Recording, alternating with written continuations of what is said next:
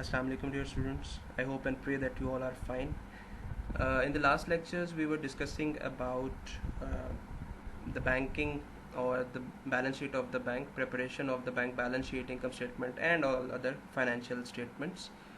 So उसमें मैंने आपको बेसिक कॉन्सेप्ट जैसा कि एसेट क्या होता है, लाइबिलिटी क्या है, कैपिटल क्या है, इक्विटी क्या है, इसके बारे में हम डिस्कस कर चुके थे.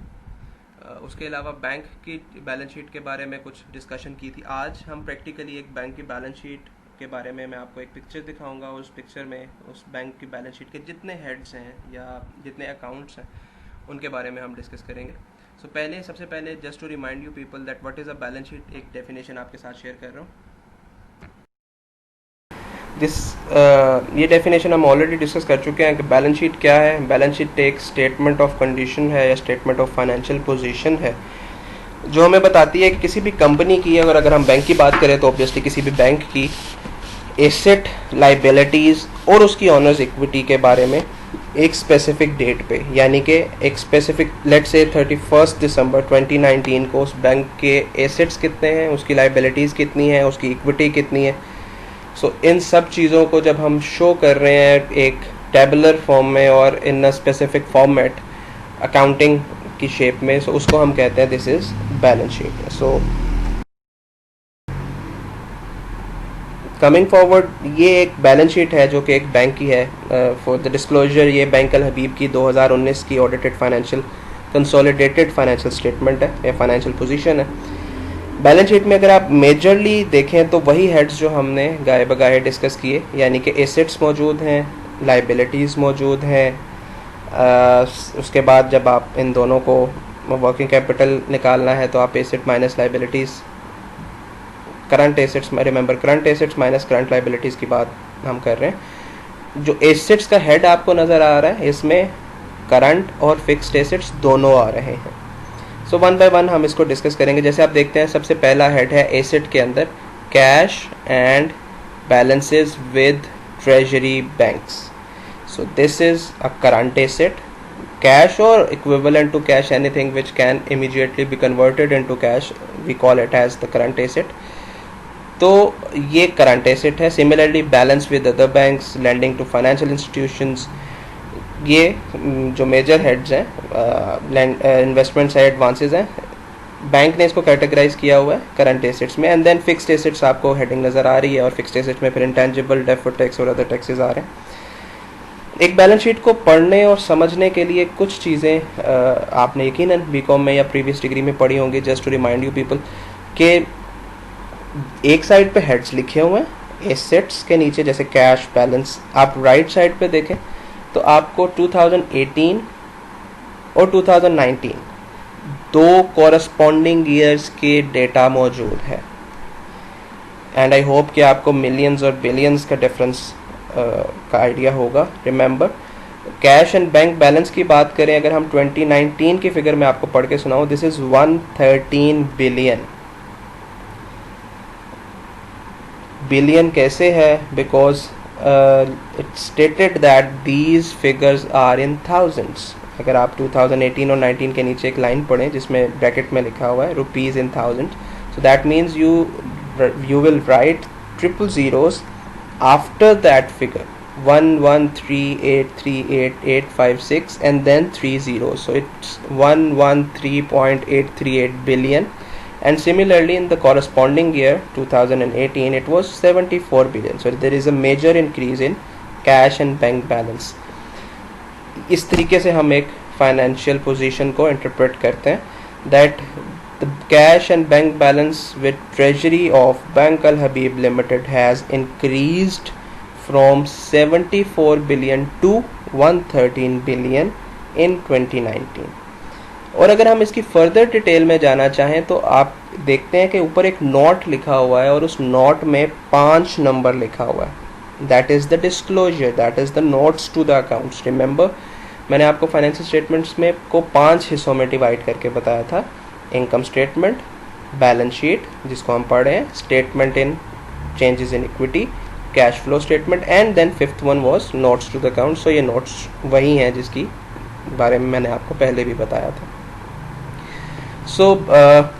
ये एक बेसिक पेज एक एक्सपोजर है, एक डिस्क्लोजर है उस बैलेंस शीट का।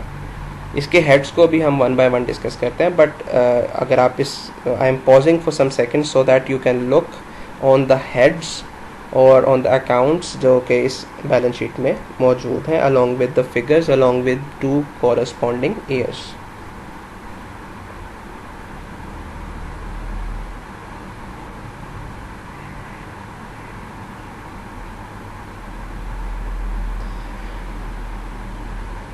सो now I will move forward. ये सारे हेड्स को, जो इम्पोर्टेंट हेड्स हैं, मैं वन बाय वन आपके साथ डिस्कस करूँगा कि ये क्या होते हैं।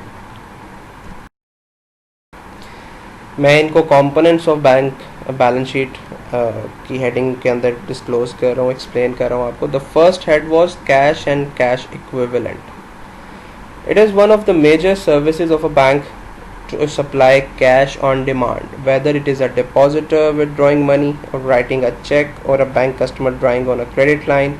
A bank also need funds to pay bill, but while bills are predictable in both amount and timing, cash withdrawal by customers are not. So that simply means कि asset की शक्ल में बैंक ने कैश या cash equivalent, यानी कि जो immediately चीज़ें कैश में कन्वर्ट हो सकती हैं, वो मेंटेन की हुई हैं, करनी है, करनी चाहिए, करनी पड़ती हैं। ये मुख्तलिफ टर्म्स हैं जो मैं यूज़ कर रहा हूँ। करता है because it needs to pay certain date, it needs to pay back certain deposits. For example, जब बैंक ने किसी भी इंडिविजुअल कस्टमर से डिपॉजिट लिया था तो बैंक के लिए वो लाइबिलिटी थी, बट कैश उसके लिए एसेट था। सो अब जब वो कैश बैंक के पास मौजूद है तो रिमेंबर, वो डिपॉजिट होल्डर किसी भी वक्त वो कैश विड्रॉ करने आ सकता है, चाहे वो चेक के थ्रू करे, चाहे वो बैंक में आके ऑनलाइन कैश ट्रांसफ़र करवा दे, चाहे वो किसी क्रेडिट लाइन से पैसे, यानी कि उधार उसने कोई लोन ले ले उससे पैसे विड्रॉ करा ले, कोई क्रेडिट कार्ड यूज़ कर ले। So by any means the bank needs immediate cash so that के वो डे टू डे रिक्वायरमेंट्स, जो विड्रॉल की रिक्वायरमेंट्स हैं, जो लोगों की डिपॉजिट होल्डर्स कैश की रिक्वायरमेंट्स हैं, वो फुलफिल की जा सकें। So that is why bank maintain cash और कैश इक्विवेलेंट्स। सिमिलरली ये वो हेड है जिसमें बैंक अपने पास प्योर कैश या कैश के सिमिलर फॉर्म्स के अंदर पैसा मौजूद रखता है, ताकि जो इमीडिएट लाइबिलिटीज़ हैं या जो इमीडिएट रिक्वायरमेंट्स हैं कैश से रिलेटेड, वो पूरी की जा सके। सो ये मैं आपको बता चुका हूँ। A bank must maintain a certain level of cash compare to its liabilities to maintain solvency. Last lecture में जब मैंने आपको रन ऑन बैंक बताया था, तो ये वही सिचुएशन है कि बैंक को अपने आप को इस काबिल रखना है कि वो अपनी जिम्मेदारियों को अपने एसेट से पूरा कर सके। सो इसलिए हर बैंक एक सर्टन लेवल ऑफ कैश अपने पास मौजूद रखता है। देन कैश की सूरत में एक बैलेंस विद अदर बैंक का हेड आपने देखा, जो मैंने आपके साथ पिक्चर शेयर की बैलेंस शीट की, और लैंडिंग टू फाइनेंशियल इंस्टीट्यूशंस। तो ये दोनों चीज़ें बैंक का एसेट हैं, यानी कि bank it's a mandatory requirement as well. एक तो बैंक अपनी सेफ्टी के लिए, सॉल्वेंसी के लिए कैश या कैश इक्विवेलेंट्स और दूसरे बैंकों के साथ पैसा रखता है। देन सेंट्रल बैंक जो कि पाकिस्तान में स्टेट बैंक ऑफ पाकिस्तान है, इसकी भी रिक्वायरमेंट है कि करंट के सर्टन स्टैट्यूटरी लिक्विडिटी रिक्वायरमेंट या कैश रिजर्व की सूरत में सर्टन अमाउंट ऑफ मनी अपने पास मौजूद रखेगा। सो इसी को फुलफ़िल करने के लिए बैंक बहुत सारे दूसरे बैंकों के साथ भी अपना डिपॉजिट मेंटेन करता है। यानी कि लेट्स से कि HBL एक बैंक है, अभी बैंक लिमिटेड, वो एलाइड बैंक में अपना पैसा उसने डिपॉजिट करवाया हुआ है। वैसे ही जैसे कोई एक इंडिविजुअल एक सर्टन बैंक में पैसा जमा करवाता है और बैंक ने दूसरे बैंकों के साथ कुछ पैसा जो है वो जमा करवाया हुआ है, वो किसी भी वजह से हो सकता है, किसी ट्रांजैक्शन की वजह से हो सकता है, खुद से डिपॉजिट करवाया है, या निफ्ट का रोल एक होता है जो क्लियरिंग ऑफ चेक से रिलेटेड, किसी बैंक ने किसी के पैसे देने हैं। सो बाय एनी मीन्स कुछ पैसा ऐसा जो एक बैंक ने किसी दूसरे बैंक से लेना है, अगर वो लेना है दैट इज़ एसेट, और अगर किसी को पैसा देना है that will be liability. And then lending to financial institution, ऐसे और भी बहुत से फाइनेंशियल इंस्टीट्यूशंस हैं जो कि लोन लेते हैं। सो ये दोनों बैंक के लिए एसेट है, कैश भी एसेट है, बैलेंस विद अदर बैंक्स भी एसेट है, और अगर किसी दूसरे इंस्टीट्यूशन को लैंडिंग की है तो वो भी एसेट है।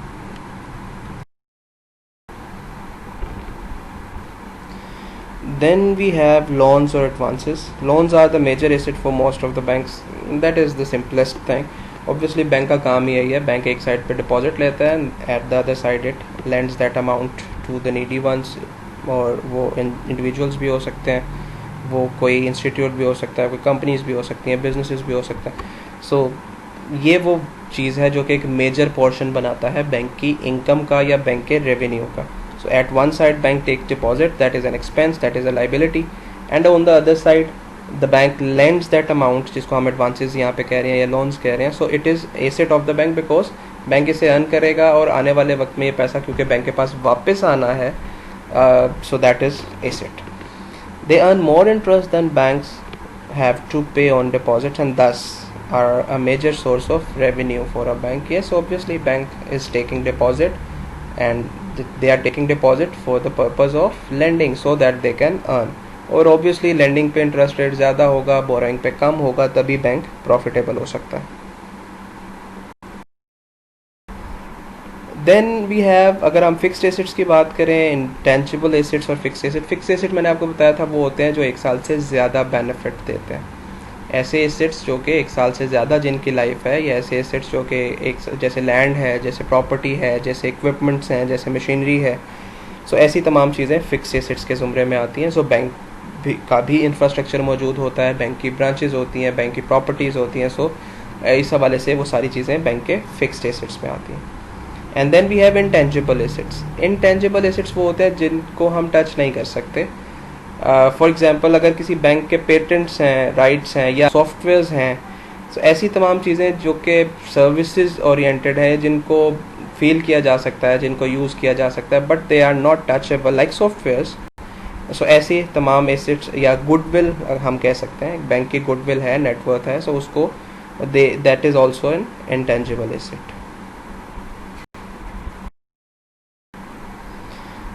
Then we come up to the liability side. Liability वो चीज़ें, वो obligations जो बैंक को फुलफिल करनी है आने वाले वक्त में। So liability side में भी again दो liabilities के हिस्से हैं, and then we will come to the equity side. So liabilities में current liabilities वैसे ही जैसे assets में current assets है। So there are current liabilities, then long term liabilities, और फिर equity की बात करेंगे। So liability side में जो सबसे major portion होता है that is deposits. So checkable deposits are the deposits where depositors can withdraw their money at will. जब उनका दिल करे वो पैसे withdraw करवा सकते हैं। These all include checking accounts. Checking accounts से मतलब जो checks के through operate होते हैं, like current account और saving account. So लोग जो भी पैसा बैंक में जमा करवाते हैं, that becomes liability of the bank because the bank needs to pay that amount back whenever those deposit holders will asks for that money. So तमाम deposits जो हैं either they are held in the current account that can be immediately withdrawn whenever they need them. Then either they are in saving accounts or they may be in even the fixed.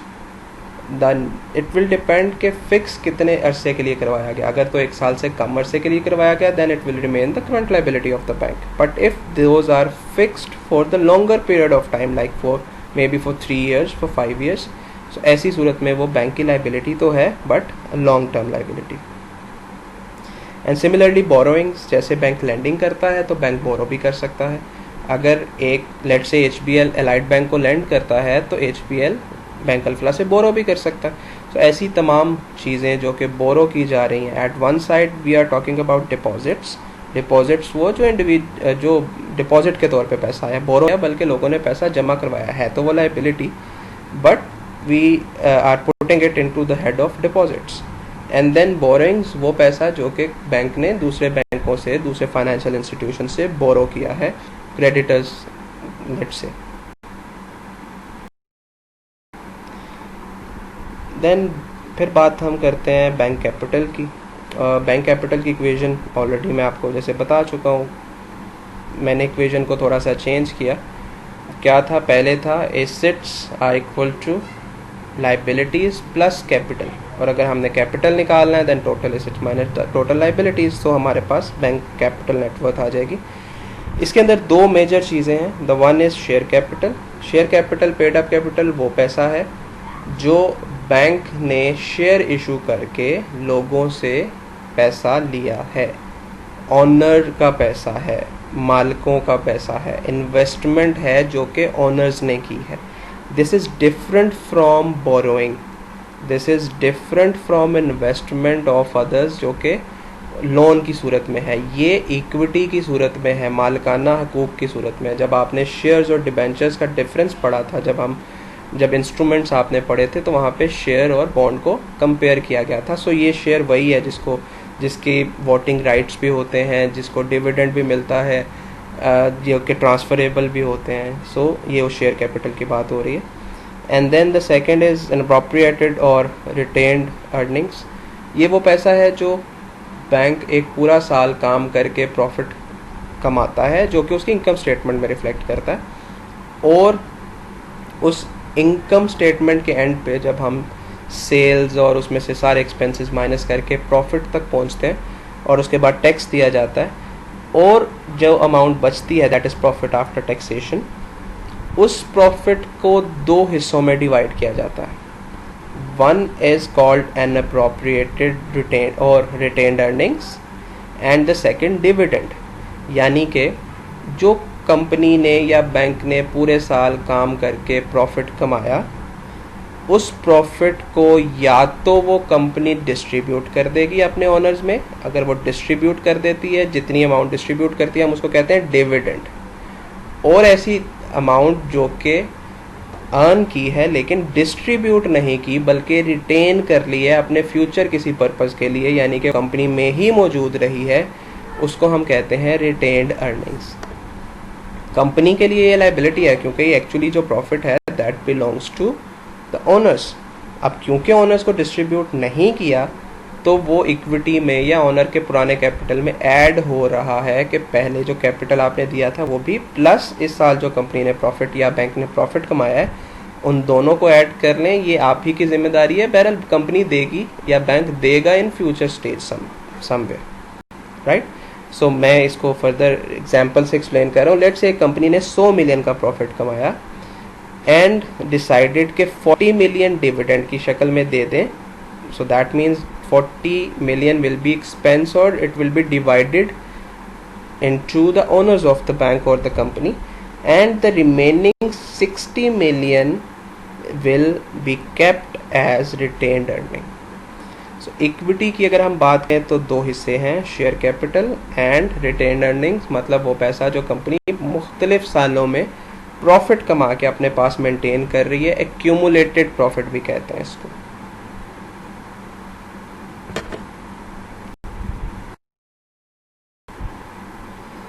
So I hope कि आपको bank की balance sheet और उसके components के बारे में समझ आ गया होगा। आज के लेक्चर में हमने कम्प्लीटली बैंक की बैलेंस शीट को डिस्कस किया। आप इसकी फर्दर प्रैक्टिस के लिए किसी भी बैंक की ऑनलाइन बैलेंस शीट को डाउनलोड करें और उसके डिफरेंट हेड्स को पढ़ें। उनके नोट्स में यहाँ पे मैंने आपके साथ सिर्फ एक पेज शेयर किया जिसमें बेसिक बैलेंस शीट का पेज था, but I will advise you people कि आप उसके नोट्स में भी जाएं। जैसे मैंने आपको बताया, लेट्स से कि कैश एंड कैश इक्विवेलेंट के आगे जो 5 लिखा हुआ था, जब आप उस बैलेंस शीट को फोल्ड कर आगे जाएंगे तो उसमें 5 नंबर को डिटेल में एक्सप्लेन किया गया होगा, या उसको ओपन करके फर्दर हेड्स जो हैं उनके बारे में बताया गया होगा कि कैसे ये सारी फिगर्स मिल के कैश और कैश इक्विवेलेंट की इवेंचुअल शेप या इवेंचुअल फिगर शो कर रही हैं। सो आई विल एडवाइज़ यू कि आप किसी भी बैंक की बैलेंस शीट को डाउनलोड करें, उसकी बैलेंस शीट के सारे हेड्स को पढ़ें। Nonetheless they will 90% be the same heads जो मैंने आपको बता दिए। उसमें मेजर यही होंगे, एडवांसेस होंगे, बोरोइंग्स होंगी, डिपॉजिट्स होंगे, कैपिटल लाइबिलिटीज़, ये सारा कुछ वही होगा। बहरहाल जो कोई एक दो हेड डिफरेंट है सो वो आप डिस्कस कर सकते हैं। सो आई विल एडवाइज़ यू कि आप उस बैलेंस शीट को डाउनलोड करने के बाद उसके नोट्स को ज़रूर पढ़ें, उनके नोट्स को ज़रूर गो थ्रू करें, जिससे आपको ये पता चलेगा कि जो मेन फिगर, जो एक एक्यूमुलेटेड फिगर आपको बैलेंस शीट में नज़र आ रही है, वो कितनी सारी फिगर्स को ऐड करने के बाद आ रही है, यानी कि उनके सब हेड्स जो हैं वो आपको नोट्स टू द अकाउंट्स में मिलेंगे। सो आप उन नोट्स टू द अकाउंट्स को ऐड अप करके एक फाइनल फिगर पे पहुंचते हैं जो आपको बैलेंस शीट में नज़र आ रही है। तो वो सारे हेड्स को आप जब गो थ्रू कर लेंगे then you will be better able to understand that how a bank prepares its balance sheet. आज के लेक्चर में बैलेंस शीट के ऊपर हमने डिस्कशन की, नेक्स्ट लेक्चर में मैं इनकम स्टेटमेंट और बैंक की इनकम स्टेटमेंट के बारे में हम डिस्कस करेंगे। Till then I will again advise you to go through all those lectures, और वो तमाम क्वेश्चंस जो आपको डाउट या एम्बिग्विटी जिन पे है या जो आपको कॉन्सेप्ट बिल्डिंग में डिफ़िकल्ट लग रहे हैं उनको पॉइंट आउट करें और you can ask them. Till then stay safe, जज़ाकल्लाह।